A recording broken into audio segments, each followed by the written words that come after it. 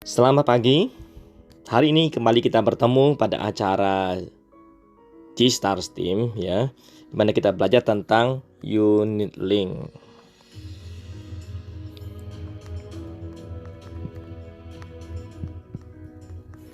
Kenapa saya ingin berbicara tentang unit link? Karena pada akhir-akhir ini beredar isu yang sangat menarik di sosial media bahwa banyak klien yang merasa tertipu, rugi, bahwa mereka punya uang investasi di unit linknya hilang atau hangus, atau mereka merasa dibohongin. Sebenarnya apa yang terjadi? Mari kita berbicara tentang unit link secara lebih detail ya. Sebelum kita bicara unit link, kita tahu bahwa unit link itu adalah merupakan produk investasi ya. Investasi ini adalah pasti mengandung risiko ya, pasti ada risikonya. Risikonya pasti ada dua, yaitu gain atau untung, atau loss atau rugi ya. Kalau nggak untung ya rugi. Analoginya seperti kita mau buat restoran, kita mau berbuat bisnis ya, restoran ya. Nah, restoran ini kan kita nggak bisnis atau kita berinvestasi, juga ada sama risikonya, yaitu risiko apa? Untung atau rugi, sama ya. Jadi artinya semua yang namanya bisnis mengandung risiko, itu yang disebut dengan investasi. Demikian juga dengan terhadap unit link ya. Perlu kita tahu dalam unit link itu, sebelum kita lebih lanjut, kita harus mengerti bahwa unsur-unsur dalam unit link itu ada yang disebut namanya harga unit ya. Ini harga itu pasti dalam bentuk rupiah, dan juga ada dalam yang disebut lagi jumlah unit. Nah, ini dalam bentuk unit ya.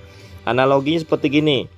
Harga unit misalnya kita mau beli, kalau jumlah unit ya, misal kita mau beli sebuah apartemen, berarti kita beli 1 unit. Kalau kita mau beli 2 apartemen, berarti 2 unit, itu maksudnya. Sedangkan harga unit apartemen itu misal 1 unit 500 juta. Jika kita punya uang 1 miliar, maka kita mendapatkan 2 apartemen ya. Kalau misalnya apartemen ya, contoh ya, sebagai analogi aja, 1 unit apartemen ya sama dengan misalnya 500 juta. Maka jika kita punya nilai, ada nilai uang, kita punya uang untuk investasi ya, kita punya uang misal 1 M, maka kita akan mendapatkan 2 unit. Jelas dong, karena harganya 500. Dari mana datang 2 unit?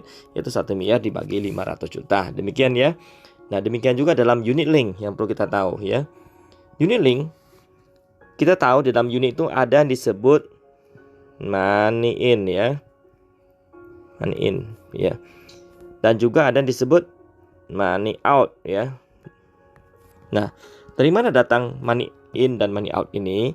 In itu berasal dari mana? Dari premi yang dibayarkan oleh klien atau ditambah dengan top up ya. Semua ini dalam bentuk rupiah akan menjadi namanya money in. Sedang money out apa? Adalah biaya ya. Biaya apa aja yang ada di dalam sebuah unit link? Satu, disebut biaya akuisisi kalau masih baru ya, kali baru beli asuransi.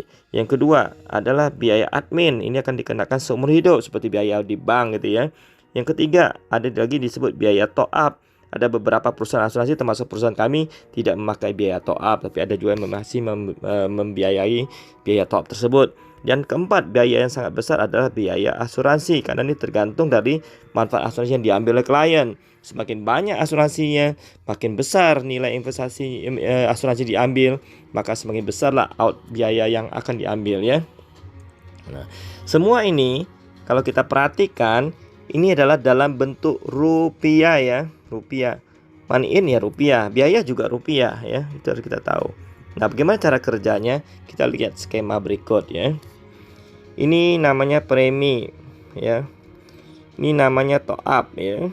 Nah, top up dan premi ini masuk ke dalam kantong investasi ya. Investasi yang berbentuk saldo klien ya, di sini ya, milik klien. Nah, inilah yang kita sebut money in ya, in. Lalu juga ada yang out, ada. Yang di sini out apa? Yang ini ya keluar itulah dia namanya biaya-biaya tadi ya, kita sebutin di atas tadi. Nah, disinilah terjadinya suatu hal yang bisa membuat klien itu merasa rugi atau untung. Apa yang terjadi? Misalnya harga unit saat ini adalah Rp1.000 ya. Rupiah pasti dalam bentuk rupiah, nama juga harga ya. Jika premi ditambah top up, misalnya klien membayar Rp10 juta, maka karena harga 1.000 yang masuk adalah 10.000 ya, 10.000 unit. Jadi rupiah karena belikan satu unit adalah Rp1.000, maka di sini adalah dalam bentuk unit ya, unit investasi adalah 10.000 unit.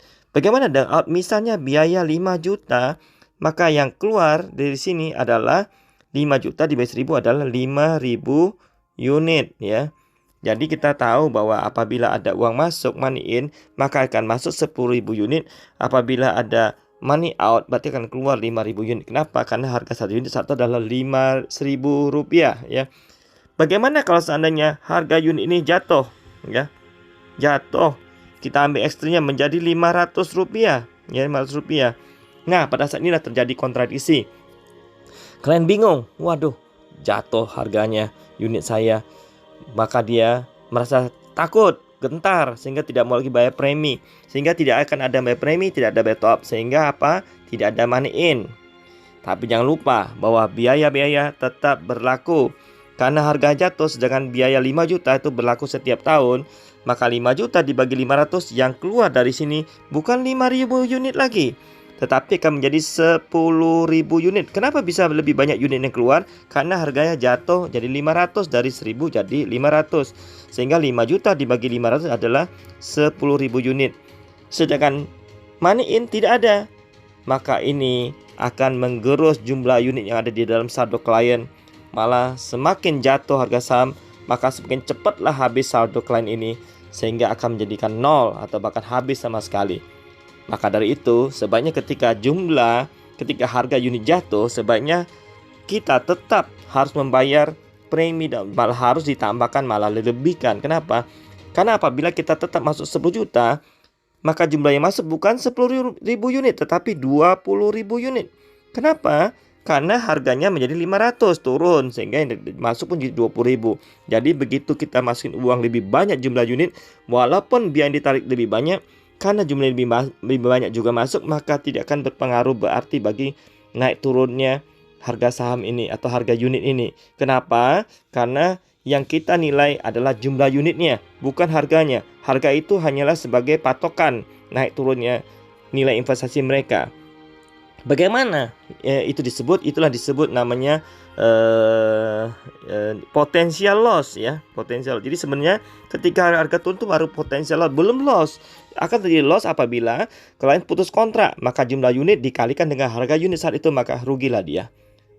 Mengerti ya? Begitu maksudnya. Jadi semakin turun harga unit, semakin Anda tidak mau membayar premi, tidak mau membayar top up, maka akan semakin habislah jumlah unit Anda, akan semakin hancurlah nilai investasi Anda.